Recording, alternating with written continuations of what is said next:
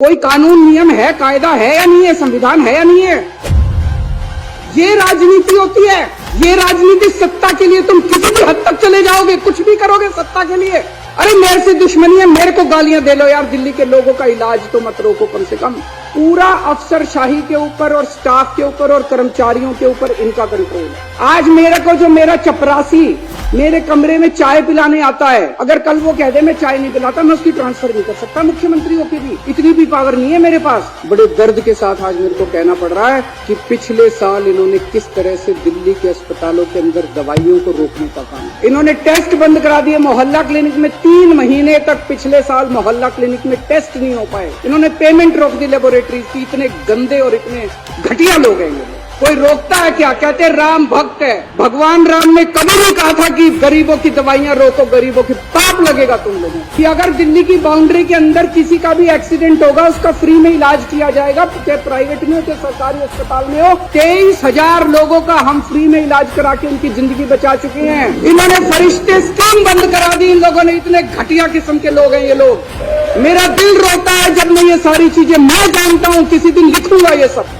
कि किस तरह से भारतीय जनता पार्टी के लोगों ने कितने घटिया स्तर के ऊपर इन लोगों ने काम। फाइनेंस डिपार्टमेंट पैसा नहीं दे रहा जल बोर्ड का। 6 महीने से पैसा नहीं मिला जल बोर्ड को। जल बोर्ड चलेगा कैसे? धमकी दी जा रही है कि फाइनेंस डिपार्टमेंट के प्रिंसिपल सेक्रेटरी को धमकी दी जा रही है, खबरदार अगर तूने पैसा दिया। लोग एक प्रश्न पूछने लगे हैं, क्या मोदी जी केजरीवाल को खत्म करना चाहते हैं? आज पूरे देश के अंदर बीजेपी का सबसे बड़ा चैलेंजर आम आदमी पार्टी है। 2024 के अंदर बीजेपी अगर नहीं हारी लोकसभा चुनाव, तो 2029 के अंदर आम आदमी पार्टी इस देश को बीजेपी से मुक्ति दिलाएगी।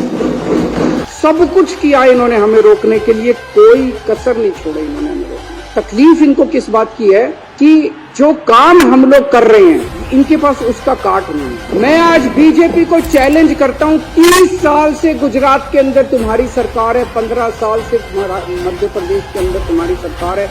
एक राज्य के अंदर बिजली फ्री करके दिखा दो, तुम बिजली 24 घंटे करके दिखा दो। शिक्षा के लिए जाना जाता है दिल्ली को कि स्कूल बड़े अच्छे हो गए, और इनके स्कूलों को उठा के देख लो। गुजरात, मध्य प्रदेश, उत्तर प्रदेश के स्कूलों को उठा के देख लो, क्या हालत बना रहे। मैं चैलेंज करता हूं बीजेपी को, इतने सारे स्कूल तो छोड़ो, 10 स्कूल तुम अपने गुजरात में, मैं तो इतना घूमा गुजरात में चुनाव पर, एक स्कूल नहीं मिलता था जो इन्होंने ठीक था। 30 साल के अंदर तुमसे एक स्कूल ठीक नहीं हुआ। ये काम तुम नहीं कर सकते, इसलिए इनको तकलीफ। सुप्रीम कोर्ट ने ऑर्डर पास किया, भाई ऐसे सरकार नहीं चल सकती, इनके ऊपर कंट्रोल मुख्यमंत्री का होगा। इन्होंने कानून ला के पास कर दिया कि नहीं, कि मुख्यमंत्री का नहीं होगा, एलजी का कंट्रोल होगा, केंद्र सरकार का कंट्रोल होगा। अब ये क्या कर रहे हैं? एक IAS अफसर को बुला के धमकी दी जा रही है। धमकी क्या दी जा रही है कि अगर तुमने इस सरकार का एक भी काम किया, किसी भी मंत्री का एक भी काम किया, तुमको जेल भेज देंगे। रो रहे हैं दिल्ली सरकार के कर्मचारी। एक मेरे पास अफसर आया, टप आंसू बह रहे थे, 56 साल की उम्र है उसकी, और टप आंसू बह रहे थे उस IAS अफसर के। वो बेचारा, वो कहता है जी मैंने कभी ऐसी नौकरी नहीं देखी, इस तरह का माहौल मैंने कभी नहीं देखा कि खुलेआम हमें धमकाया जा रहा है। अब ये ऑपरेशन लोटस करने आए हैं। कितने ऑपरेशन लोटस कर लिए, अब तो थक भी नहीं, थके भी नहीं हो तुम। हमारी दाद तो देनी पड़ेगी तुम लोगों को। हमें क्यों नहीं तोड़ पा रहे ये लोग, हमें क्यों नहीं खरीद पा रहे? क्योंकि हमने कोई गलत काम नहीं किया। आप सब लोगों को, इतने सारे लोगों को इन्होंने अप्रोच किया। मैं सलाम करता हूँ आप लोगों को कि क्या गजब के लोग हो आप लोग। टूटे नहीं, आप टूटे नहीं, आप ही मेरी ताकत हो। दिल्ली के 2 करोड़ लोग और दिल्ली के जो आप 61 विधायक हो, आप सब लोग मेरी ताकत हो, जिसकी वजह से आज मैं इन लोगों का मुकाबला कर पा रहा हूं। अगर आप में से कई लोग टूट जाते, मेरी भी सरकार गिर जाती। जितने पूरे देश में आज तक MLA खरीदे हैं तुम लोगों ने, कितना पैसा खर्च किया और वो पैसा कहां से आया, यही बता दो तुम। अभी तक तुमने इतनी रेड मारी। एक भी नेता के खिलाफ इसके ऊपर मुकदमा चलना चाहिए बीजेपी वालों के ऊपर। ऐसे ही रेड मारने घुस जाते हो किसी के घर में।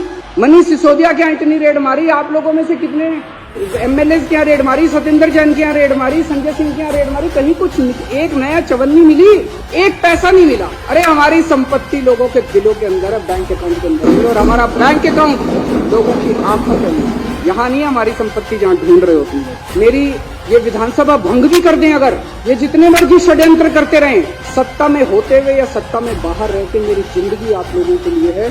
7 जन्म में भी मैं आपका एहसान नहीं चुका सकता जो एहसान दिल्ली वालों को।